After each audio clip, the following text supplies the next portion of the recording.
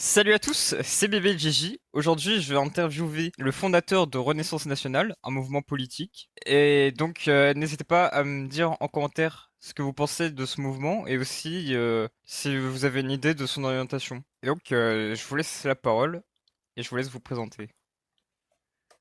Bonjour, moi c'est Émilien, je suis le créateur et actuel président du mouvement Jeunes Politique Renaissance Nationale. Ce parti, je l'ai créé très récemment, il se veut pragmatique et sans idéologie et transpartisan, donc on se qualifierait plutôt de centre. C'est tout pour les présentations de moi et du parti. D'accord, donc je vais commencer à vous poser des questions, le but d'un interview finalement. Donc, tout d'abord, que signifie votre slogan pour vous? Notre slogan qui a été modifié assez récemment parce que le parti est voué à évoluer en permanence. Grâce à la aux jeunes qui aideront le parti à évoluer par des sondages et par des participations très directes. Donc notre slogan actuel, c'est «Réarmons l'égalité et la France». Hem, Ça vient d'un constat proche que j'ai fait durant ces élections législatives. La France est en pleine crise socio-économique et démocratique. C'est par là que j'entends le mot «Réarmons l'égalité».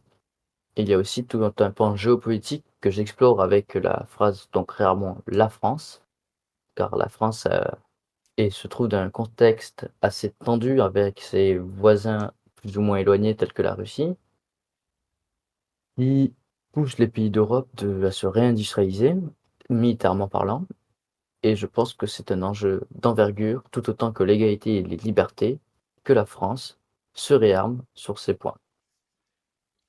D'accord.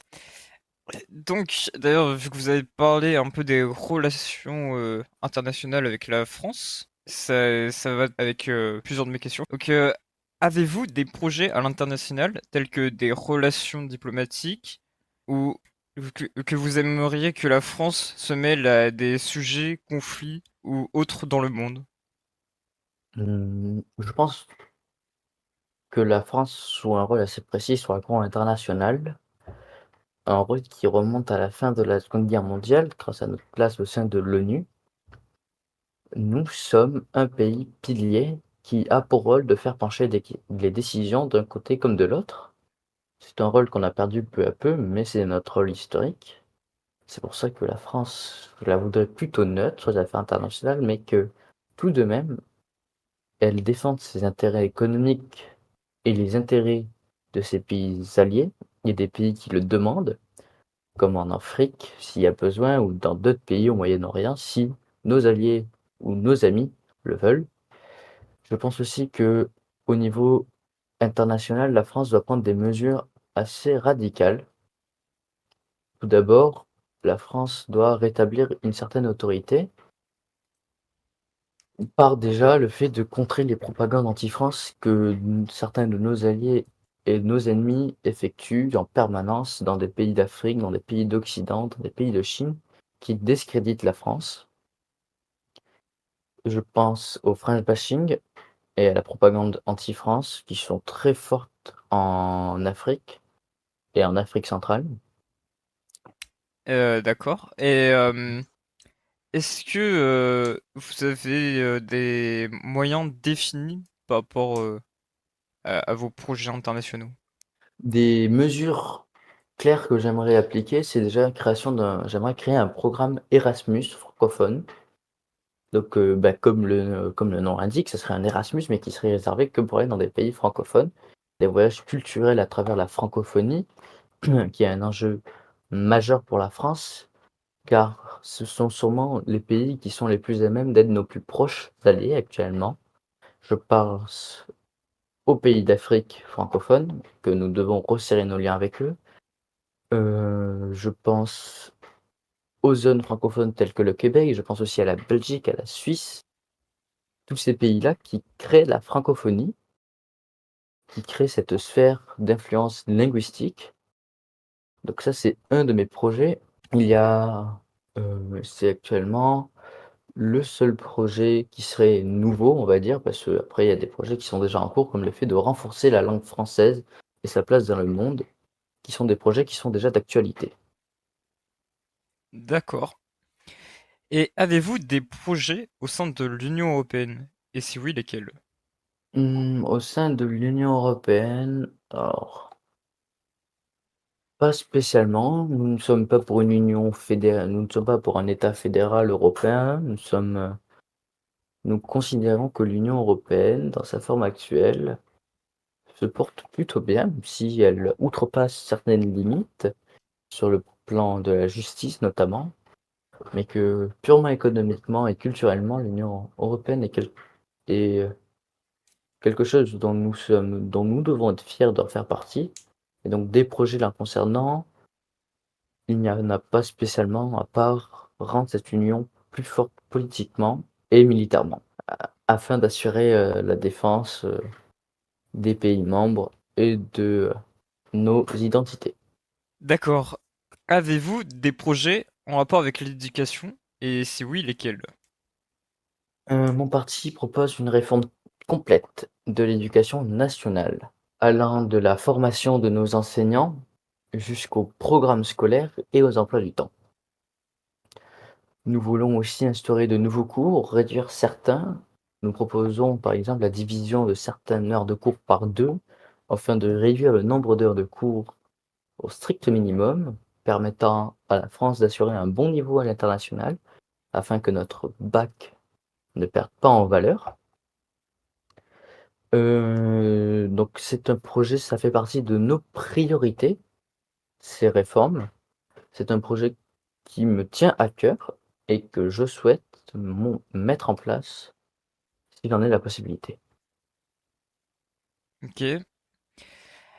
Avez-vous des projets en rapport avec les discriminations? Si oui, lesquels? La discrimination est un enjeu majeur pour la France et pour l'Europe et pour le monde entier. Un contexte sociologique qui est en train de se modifier. La discrimination a pris de l'ampleur car des mouvements, des bouches, je vais dire, se sont déliées. Je pense, par exemple et surtout au mouvement LGBT qui n'existait pas il y a quelques décennies et qui maintenant connaît des discriminations parce que, il est apparu. Donc oui, j'ai tout un pas du programme a été réfléchi, même s'il n'est pas malheureusement encore assez étoffé, assez détaillé et nous comptons sur la participation citoyenne pour le monter et le rendre plus fort, ce pan du programme. Donc, la France se doit d'être une terre inclusive comme elle a été tout au long de son histoire, parce que je tiens à préciser que la France est un pays multiculturel d'histoire, donc ces minorités discriminées ont leur place en France. C'est pour ça que nous leur avons dédié tout un pan du programme, allant de la promotion des droits LGBT à la lutte renforcée contre le racisme et les discriminations en tout genre. D'accord. Avez-vous des projets en rapport avec l'immigration? Et si oui, lesquels? Nous pensons que l'immigration doit être mieux régulée. Il faut garantir que ceux qui viennent en France s'intègrent pleinement et partagent nos valeurs républicaines. La France a la chance d'avoir un pays où avec une immigration présente. Car qu'on le veuille ou non, économiquement, la France a besoin d'une main-d'œuvre qui est malheureusement pour eux, heureusement pour la France, est prête à s'engager dans les emplois les plus bas de l'échelle sociale. Je dis pas qu'il y a des emplois qui sont inférieurs à d'autres, mais je dis qu'il y a des emplois qui sont moins prisés par les Français.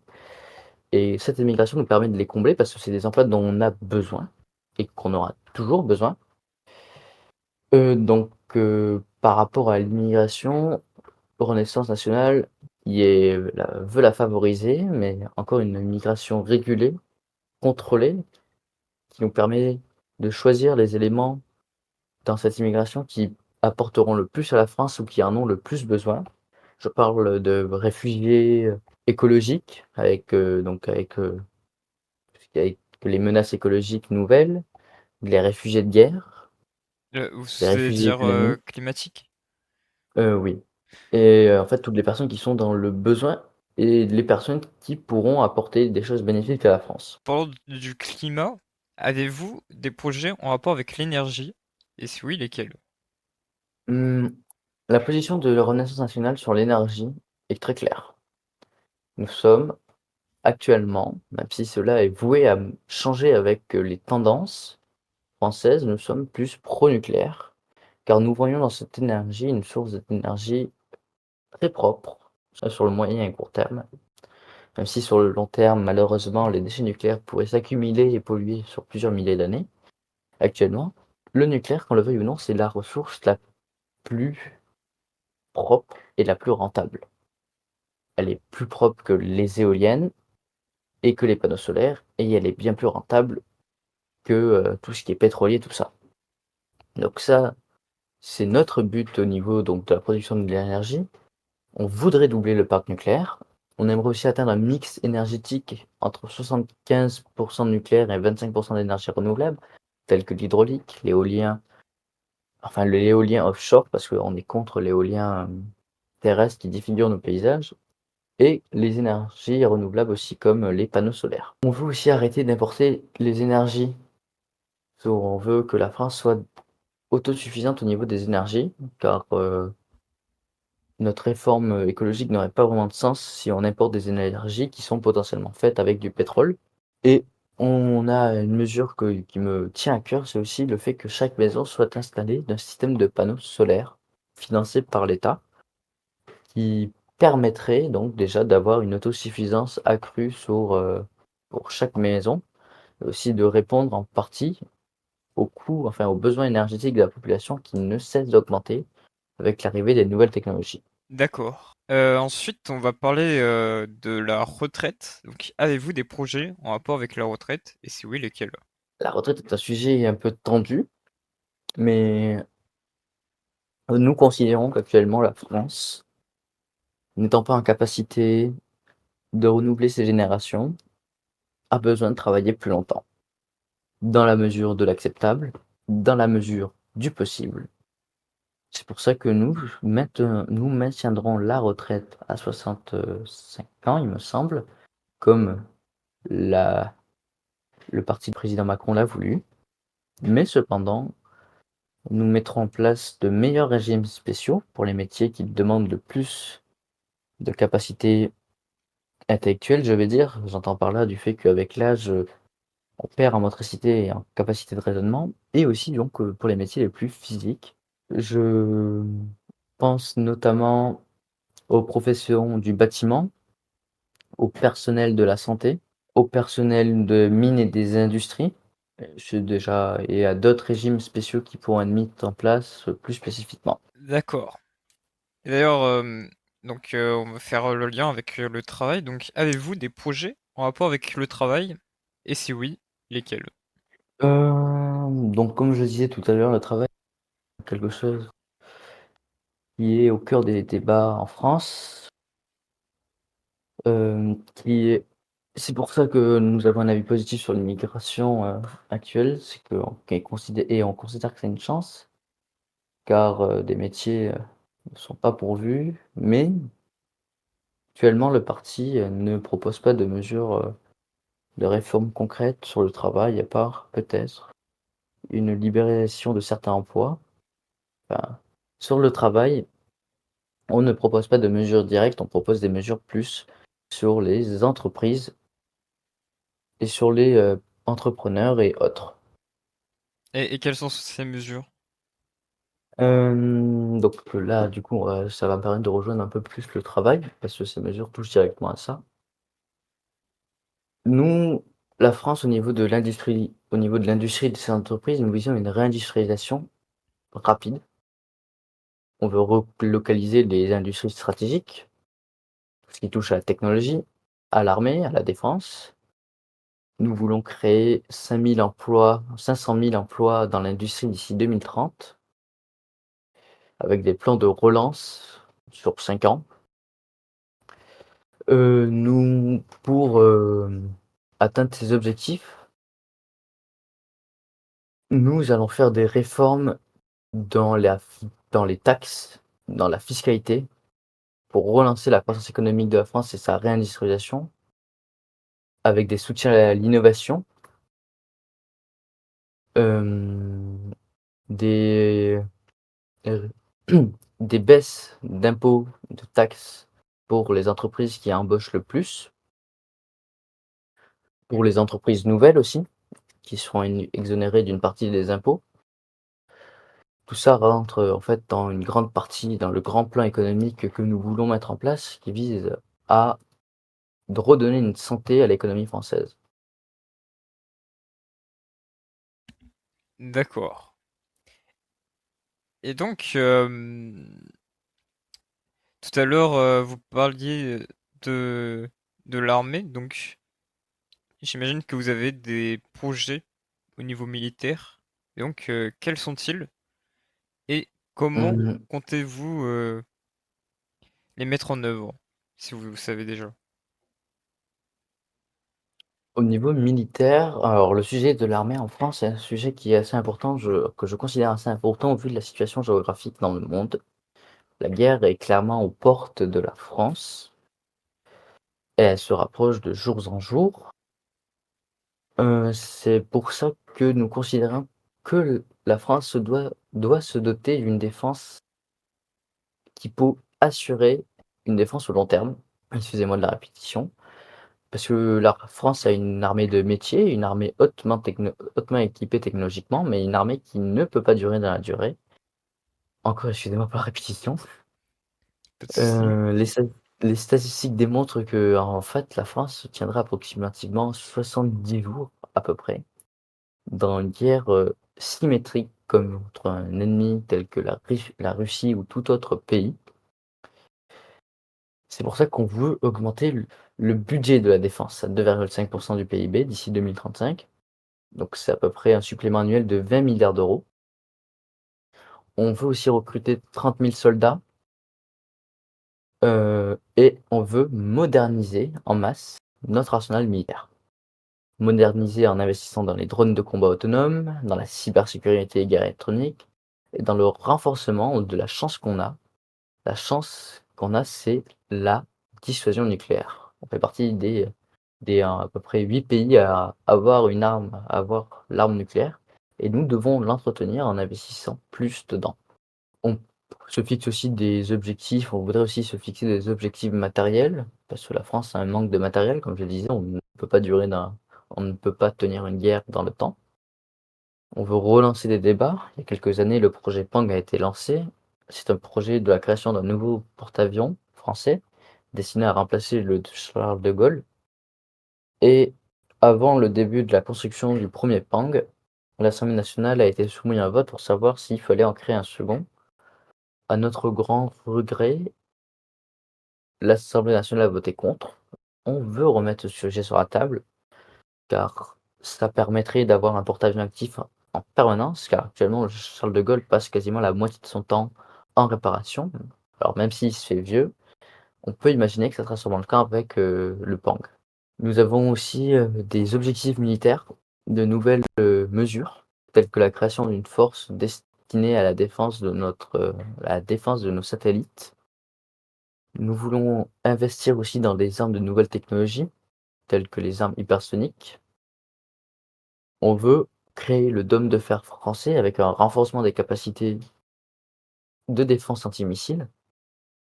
Nous voulons aussi mettre l'intelligence artificielle au service de l'armée pour pour mieux assurer la sécurité de nos soldats déjà, et pour faire en sorte que les missions se déroulent mieux. Oui, ça passera aussi par la modernisation des forces spéciales et la création d'un centre national de simulation de guerre pour que nos soldats soient préparés à toute éventualité. Pour, mener à bien ces objectifs militaires, il faut une réindustrialisation de l'armée.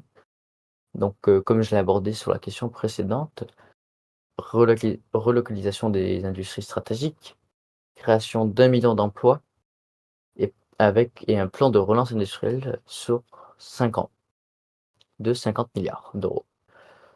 Nous visons aussi pour l'armée une souveraineté technologique et numérique. La France a la chance, d'être, déjà à peu près souverain technologiquement, étant donné qu'on achète très peu de matériel à l'étranger. Mais je ne considère que ce n'est pas assez car, par exemple, les semi-conducteurs sont produits en masse à Taïwan, ce qui rend la moitié, enfin, les 3/4 des pays du monde dépendants, dont les armes des pays. relocaliser l'industrie des semi-conducteurs en France, ça permettrait qu'en cas de guerre chino-taïwanaise, la France puisse s'assurer, continuer de soutenir son industrie militaire avec des semi-conducteurs. On veut aussi créer des champions technologiques nationaux avec la création de 5 000 startups dans le secteur de la défense et de la technologie. Et c'est tout pour notre programme, pour nos propositions militaires. D'accord. Eh bien, pour finir, est-ce que vous avez apprécié l'interview? Est-ce que vous pensez avoir des choses à ajouter? Non, à part que, ben, notre mouvement a besoin des citoyens français pour le développer au maximum et pour espérer que ce mouvement ne devient change et devienne un vrai parti qui puisse influencer l'avenir, du pays. D'accord, très bien. Eh bien alors, salut et on se retrouve bientôt dans une nouvelle vidéo. Merci pour l'interview. Normalement, il y en Merci. aura de nouveau sur cette chaîne. À voir comment ça se passera. Et j'espère que vous, auditeurs, vous avez apprécié cette vidéo et ce contenu qui est donc nouveau sur la chaîne. Et n'hésitez pas à commenter, à donner votre avis sur le mouvement politique et aussi dire de quelle orientation vous pensez qu'il est. Merci beaucoup, Emilien. Salut.